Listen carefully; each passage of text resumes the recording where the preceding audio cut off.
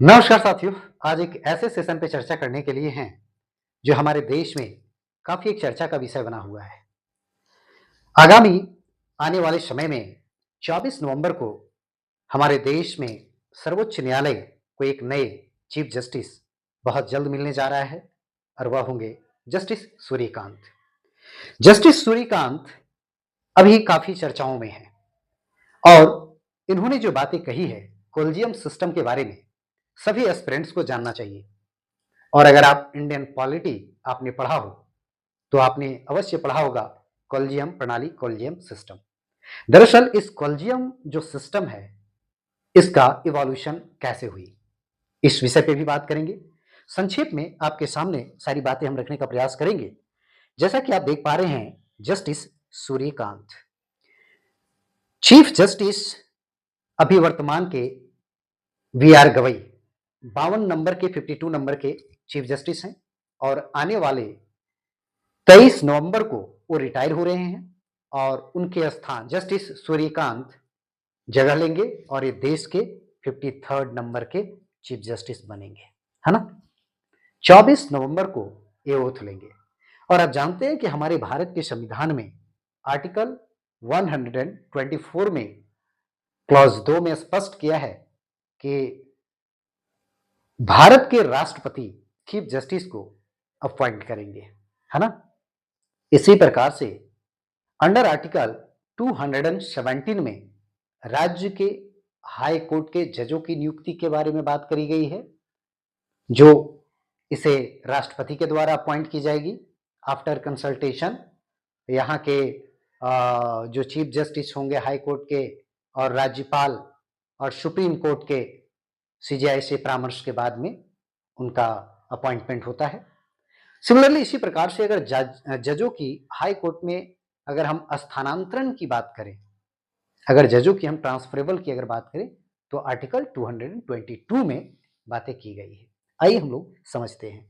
जैसा कि आप देख पाए, सूर्यकांत अभी काफी ये चर्चा में है। इन्होंने कहा कोलिजियम सिस्टम बहुत ही जरूरी है। दरअसल ये कोलिजियम सिस्टम है क्या?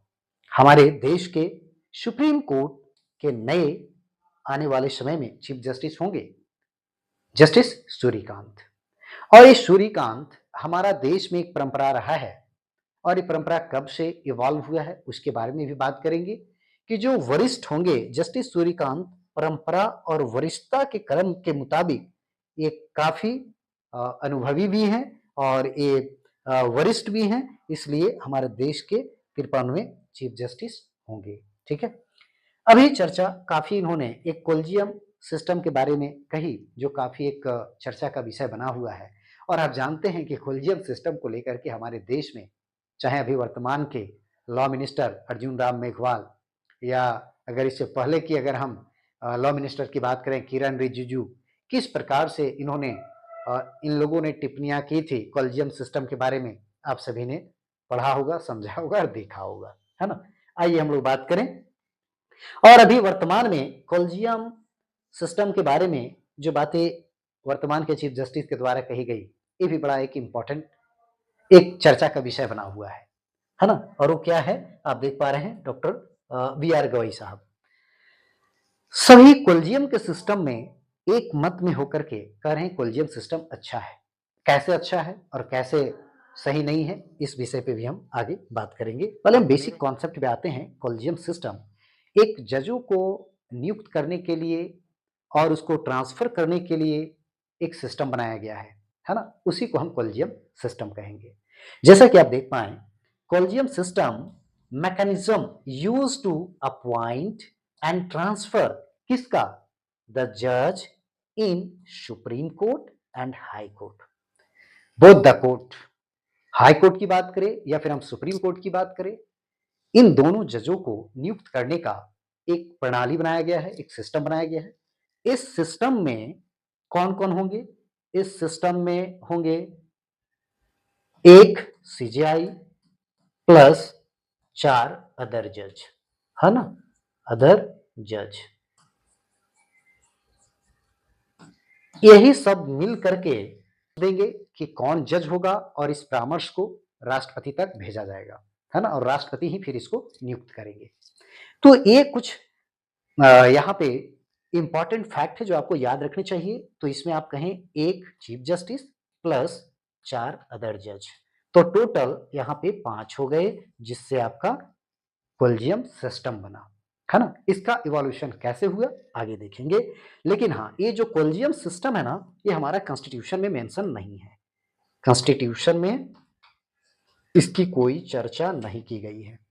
हाँ, it is not mentioned in the constitution but it was created by the supreme court judgment, यानी सुप्रीम कोर्ट के एक जजमेंट के द्वारा इसे बनाया गया, ना तो इसे पार्लियामेंट बनाया, इसे किसी कानून के द्वारा इसे नहीं बनाया गया है। हाँ, कैसे बनी? तो 3 जजों की एक जो केसेस था उसके माध्यम से आपका कोलिजियम सिस्टम इवॉल्व होता है। उस मुद्दे पे भी हम आएंगे, बात करेंगे।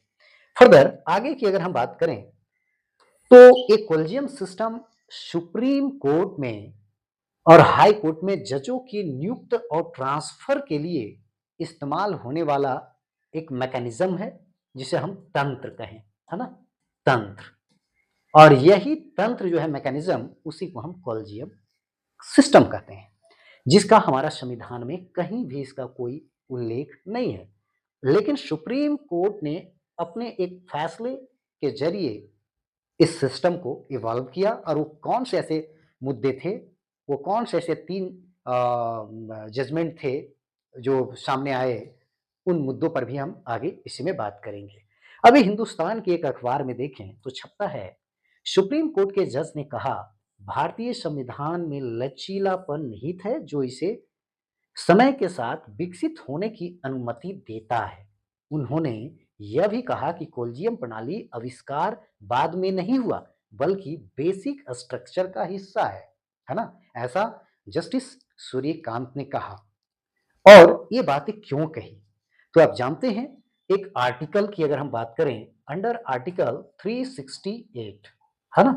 तो एक बहुत बड़ा एक लैंडमार्क एक जजमेंट आई थी, और वह था केशवानंदा भारती केस 1973। केशवानंदा भारती केस में बहुत ही एक लैंडमार्क जो जजमेंट थी, उसमें से 13 जजों की बेंच बैठी थी, और उसमें से 6-7 से वो जजमेंट आई थी, और उसमें 3 बहुत ही इंपॉर्टेंट बातें कही गई थी।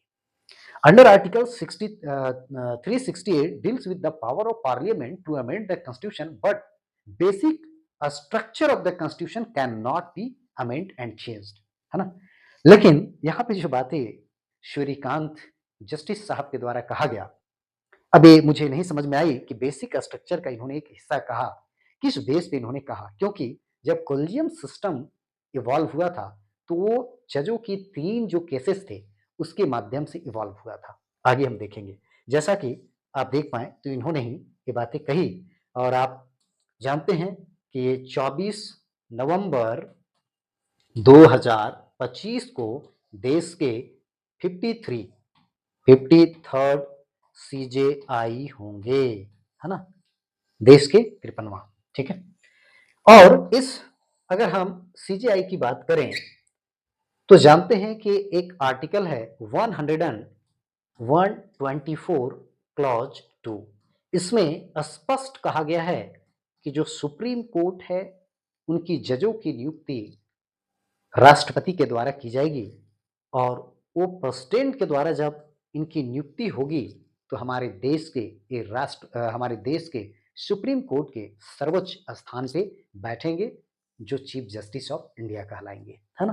तो 124 में स्पष्ट किया है कि सुप्रीम कोर्ट की जजों की अपॉइंटमेंट जो होगी, भारत के राष्ट्रपति के द्वारा होगा, ठीक है? लेकिन कोलिजियम सिस्टम के द्वारा राष्ट्रपति को कोलिजियम सिस्टम में, यानी जो 5 जज हैं, एक जो अभी जज हैं वो नाम अभी सूर्यकांत, जस्टिस सूर्यकांत का बताया गया, इनको रिकमेंड किए, और 4 ऐसे जज होंगे जो इनका रिकमेंड करेंगे, और ये राष्ट्रपति इस पे फाइनली अपॉइंट करने को लेकर के ओथ दिला देंगे, ठीक है?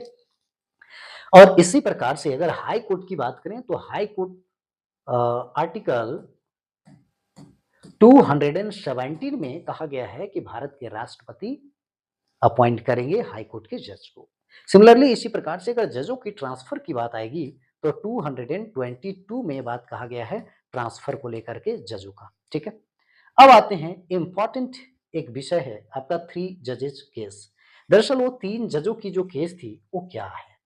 तो ये बहुत ही इम्पोर्टेंट आपके लिए एक विषय है जो कोलिजियम सिस्टम को समझने में आपको मदद करेगा। ठीक है? जैसा आप देख पा रहे हैं ओरिजिन, है ना? ओरिजिन 3 जजेस केस और ये 3 जजों की जो केस थी वो क्या थी? ये सिस्टम जो है सुप्रीम कोर्ट के 3 अहम मामलों से डेवलप होता है जिसे हम कोलिजियम प्रणाली आज कहते हैं। वो 3 से कौन-कौन जजमेंट था? The system evolve through 3 landmark supreme court case. वो 3 सुप्रीम कोर्ट के कौन से केसेस थे? First case is there 1981। 1981 में कहा गया gave primacy to the executive government in appointments. Just इसी का हिंदी हमने किया है। फर्स्ट जजों का अगर मामला की बात करें तो 1981 नियुक्तियों में एग्जीक्यूटिव और सरकार को प्राथमिकता इसमें दी गई। लेकिन दूसरा पॉइंट बड़ा ध्यान से आप देखिएगा, इसमें क्या दूसरा पॉइंट कहा गया 1993 में? Give gave primacy to the judiciary created the collegium system, है ना? देखिए, 2 जजों का जो मामला 1993 में आया, न्यायपालिका को प्राथमिकता यहाँ पे दिया गया और कॉलेजियम सिस्टम यहाँ पे बना दिया गया। अब आप समझिए कि कॉलेजियम सिस्टम 1993 में कॉन्सेप्ट में आता है और इसमें से उस वक्त में जो कॉलेजियम सिस्टम की जो व्यवस्था थी, बाद में इसे चेंज करके जजों की संख्या बढ़ा दी गई। स्टार्टिंग में कॉलेजियम सिस्टम में कम जज रखे गए, बाद में इसे फिर बढ़ाया गया। थर्ड थर्ड जजों का जो मामला आता है 1998 में आता है। कोलिजियम का विस्तार यहाँ पे किया गया जिसमें सुप्रीम कोर्ट के 5 सीनियर जज शामिल किए गए, 1 सीजे और 4 अदर जज। और यहाँ पे एक्सपेंशन होता है 1998 के दशक में कोलिजियम सिस्टम में। जो अभी हमने कहा था कि 1993 में कोलिजियम सिस्टम इवॉल्व होता है और 1998 में इसका एक्सपेंशन होता है और यहाँ पे जजों की संख्या बढ़ा दी जाती है। ठीक है, तो ये हमारा कोलिजियम सिस्टम को लेकर के ये कुछ इंपॉर्टेंट तथ्य है जो आपको याद रखने चाहिए। भारत का मुख्य न्यायाधीश सीजेआई के लिए क्या कुछ खास चीजें हैं, इस बात को भी आपको ध्यान रखना चाहिए। आप जानते हैं सीजेआई सर्वोच्च न्यायालय के अन्य जजों की नियुक्ति भी भारत सरकार यानी भारत के राष्ट्रपति के द्वारा किया जाता है और अगले सीजेआई के संदर्भ में निर्वर्तमान अपने उत्तराधिकारी के नाम का ये रिकमेंडेशन देते हैं, जैसा कि अभी हमने कहा था। लेकिन ये सिस्टम जो वरीयता का जो व्यवस्था सामने देखने को मिलता है वो 1970 के दशक में एक आंतरिक उल्लंघन यानी विवाद के बाद एक व्यवहारिक रूप से वरिष्ठता का बेस 1970 के दशक में ये सिस्टम आता है। पहले ऐसी नहीं थी। तो जो अभी वर्तमान के जस्टिस सूर्यकांत जो चीफ जस्टिस बनेंगे, वरीयता के क्रम में भी देखें तो सब तरह से वो अभी सबसे सीनियर हैं। तो वही उनका नाम रिकमेंड किया गया है वर्तमान के वी.आर. गवई के द्वारा और वो भारत 24 नवंबर 2025 को अगले चीफ जस्टिस हमारे जस्टिस सूर्यकांत होंगे जो देश के 53 नंबर के होंगे। तो इस प्रकार से कुछ कोलिजियम सिस्टम का इतिहास रहा है। तो सारी बातें आपको समझ में आ गई होगी कोलिजियम सिस्टम। और इस कोलिजियम सिस्टम को लेकर के एक इंटरेस्टिंग बात यह है कि इसमें आप देखें तो अभी जस्टिस सूर्यकांत के द्वारा कहा गया कि कोलिजियम सिस्टम होना चाहिए, लेकिन भारत के पूर्व एक आप देखें लॉ मिनिस्टर किरण रिजिजू और वर्तमान के लॉ मिनिस्टर अर्जुन राम मेघवाल, जो कोलिजियम सिस्टम पे विवाद और क्रिटिसिज्म की जो बात आई वो इन बातों पे इन लोगों ने काफी जोर दिया। पारदर्शिता की कमी कोलिजियम सिस्टम में, जवाबदेही की कमी, अकाउंटेबिलिटी की कमी और जज अपने जैसे जज चुनते हैं यानी सेल्फ अपॉइंटमेंट सिस्टम। मुझे भी लगता है इसमें कुछ बदलाव होने चाहिए। जो ये आप देख पा रहे हैं तो इसी मुद्दों पे इन लोगों ने सवालिया निशान उठाया सुप्रीम कोर्ट पे और आपने देखा होगा किस प्रकार से वर्तमान के जो विपक्ष में जो सरकार में हैं कैसे उन लोगों ने भी इनके सुप्रीम कोर्ट पे आवाजें टीका टिप्पणी करा। तो फ्रेंड आज के लिए सारी बातें क्लियर हो गई होगी। तो आज यहीं पे समाप्त करते हैं, फिर मिलते हैं किसी अन्य लेक्चर में। बहुत बहुत धन्यवाद। Thank you so much.